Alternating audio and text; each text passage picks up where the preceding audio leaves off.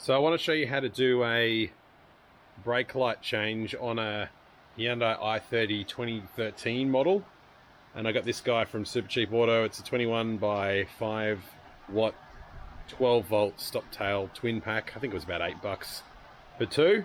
And I'm going to show you just how easy it is. It's literally just started bucketing down rain as I went to go do this. So we might just wait a minute. Well, I gave up on the working outside idea and I moved the big car outside.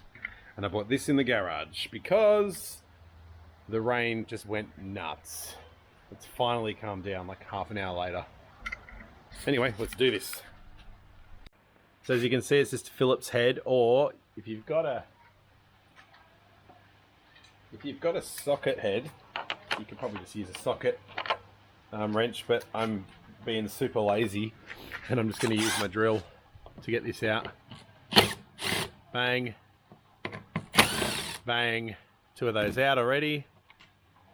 Don't lose those. And then you're just going to jiggle the whole thing off a little bit. Mine's wet and got goobies on it. Oh, the whole thing's hard to hold because it's wet.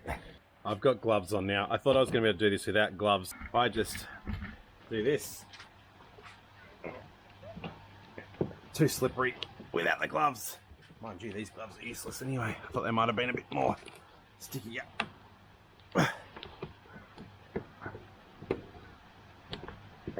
Do a bit of mucking around. There we go.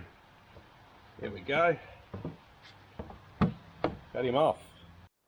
Alright, so we're going to change this guy here, which is this bottom one. Just a simple twist. There's your globe. Now you don't want to touch these with your bare hands when you put the new one in. Alright, new one. Look at that, clean as anything compared to the old one. We're just going to chuck him in the only way he goes, which is like that. Feed him back through in there. Twist him round. Here we go.